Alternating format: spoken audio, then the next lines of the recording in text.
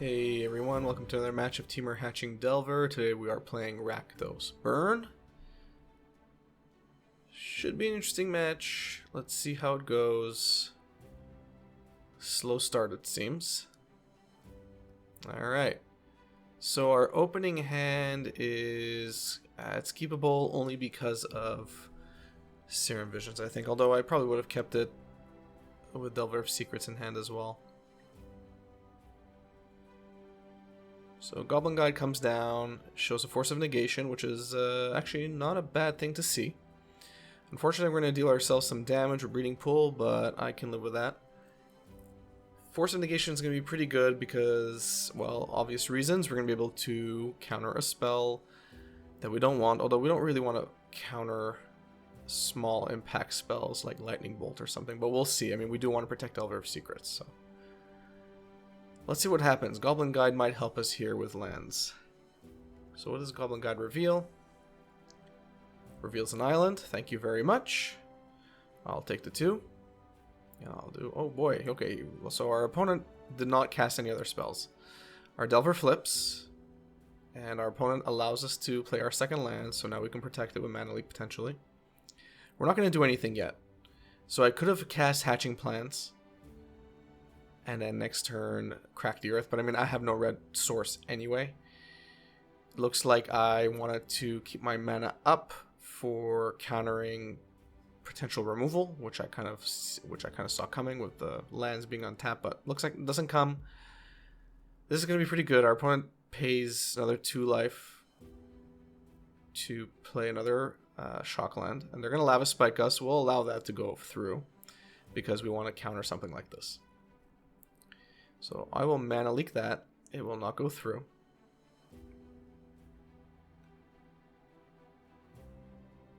Our opponent will attack in. Let's see what's revealed. Another land would be awesome. It's not, but Force of Negation is not the worst thing in the world. Because again, it's going to allow us to play our spells and then move forward.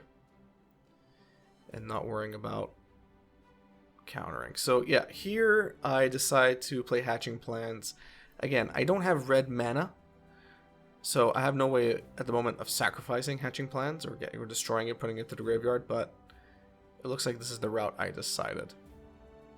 Right now, we still have a bigger clock.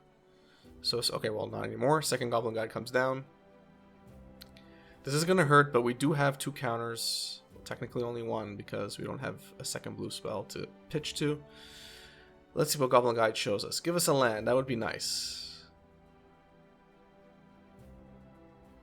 This is going to hurt, though. No matter how you put it, this is going to hurt.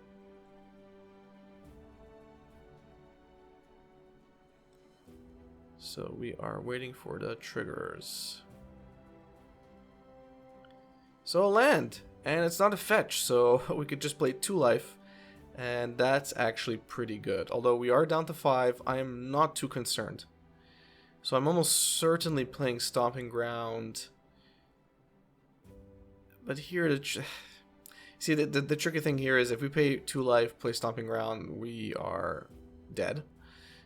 Because, I mean, 1 Lightning Bolt goes through and that's it.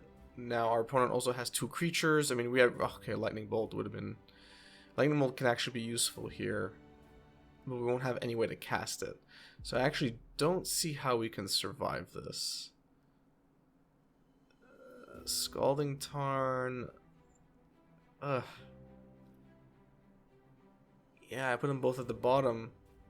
I just don't see how... Okay, so I decide to play it. Kill one of the Goblin Guides. And let's see if I'm ballsy enough to attack in. I am not. Okay, good. That is the correct play.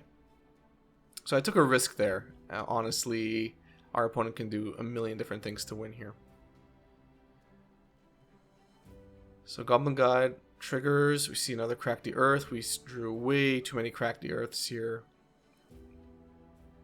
I decide to block because I have Dreadhorde Arcanist in my hand. That is another threat.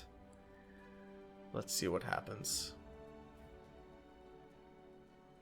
Our opponent fetches, gets another land, does nothing. Alright.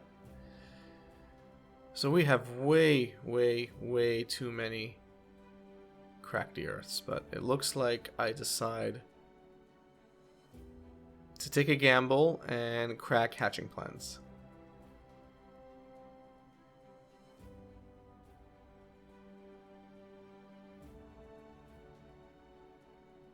Alright, we draw... Oh boy.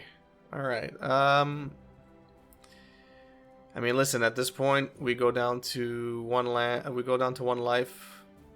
and, you know, we bite the bullet, or we hope that our opponent doesn't cast any more threats. I think Serum Visions is probably the correct play here. Young Pyromancer. We keep on top, it might be too little too late, but we're sticking by it. As long as our opponent doesn't cast anything on our turn, we're okay. We'll get rid of the Scalding Tarn because realistically we don't want to do any more fetching. Streetwraith is going to get cycled.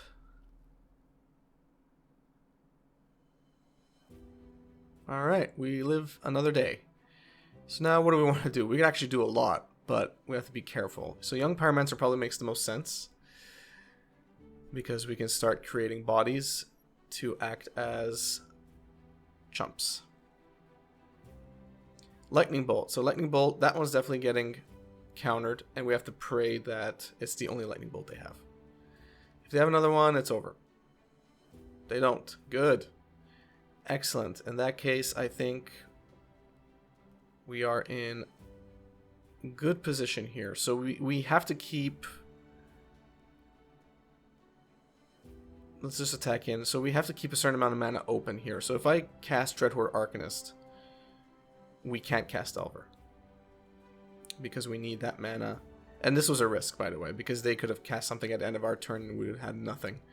But I just assumed, since they didn't cast another Lightning Bolt, they didn't have it. They're going to hard cast Streetwraith.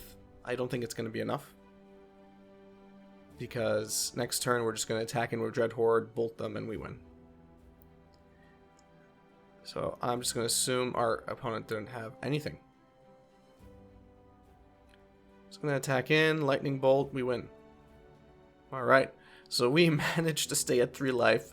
We stemmed the bleeding, and we got through.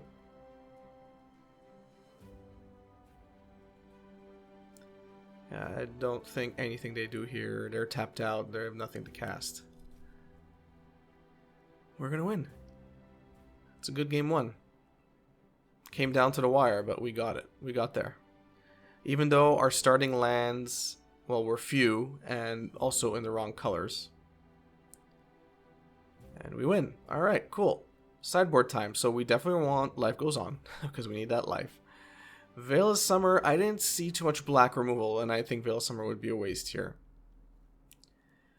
So I get rid of a Hatching Plan, and then I get rid of 2 Cracked Earths. Usually, the strategy that I use, sorry, I don't know how to speak here. If I remove 1 Hatching Plans, I remove at least 2 other core pieces. So either Cracked Earth or Perilous Research. That's the way I think of it, because those cards are mostly in for Hatching Plans. So if I have 1 less Hatching Plans, that means I should be running at least 2 less of either of those cards. That's the logic that I'm using. So this hand is good in the sense that we have many threats that can survive. I mean, we have resiliency in terms of removal here. We don't have any counter spells, but we do have lightning bolt, so we have removal on our end. So if we need to get rid of a pesty creature that's putting too much, strain on us, we can. Our opponent suspends Rift Bolt, so we draw a second Delver of Secrets, which is perfect because our first Delver is now going to die. Almost certainly going to die. But that's okay, because we drew a second Delver and we have some redundancy. So that Rift Bolt is going to come down and kill us. Kill our Delver at least, sadly.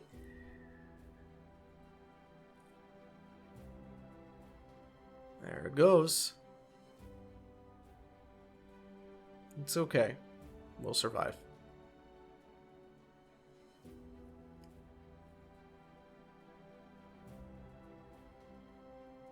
Alright, another Rift Bolt gets suspended. That's annoying.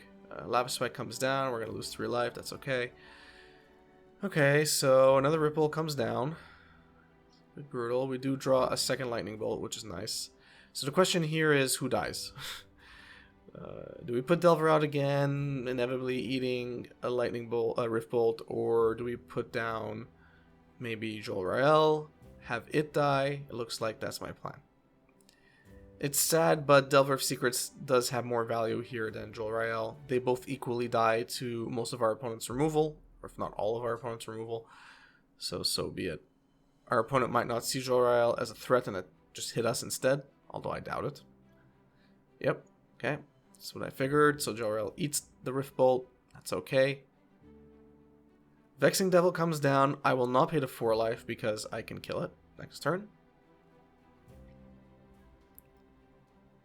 We draw another Steam Vents. So we're going to start off by bolting Vexing Devil and playing our Delver, and I think that's a good play.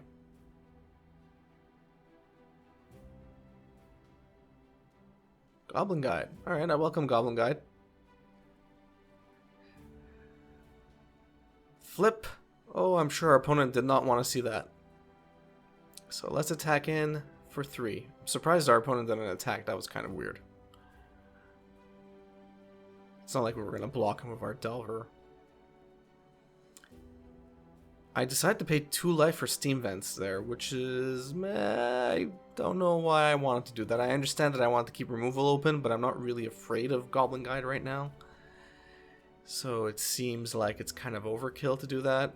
Next turn I'm getting Dreadhorde Arcanist again.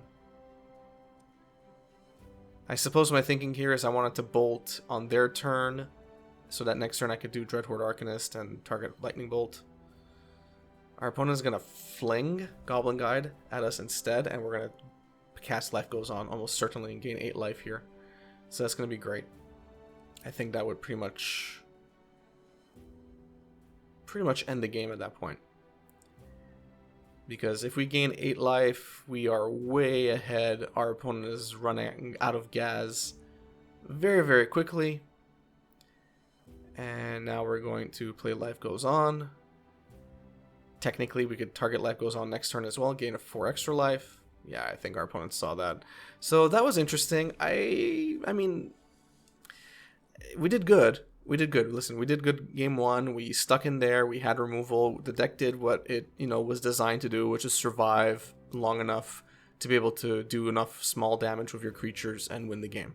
And at the end of the day, that's what we're doing. This is a Delver deck more than anything else, just with a different angle, and Hatching Plans is essentially a side strategy that we use to fuel the main goal, which is to win through damage. It's just another tempo game, it's another tempo deck, and I guess we saw some of what it has in store in this match. So I hope you enjoyed that video. If you did, give it a thumbs up, I would appreciate it. If you enjoy my content in general, please subscribe, hit the notification bell. It helps me a lot more than you think. So thank you, and have a good one.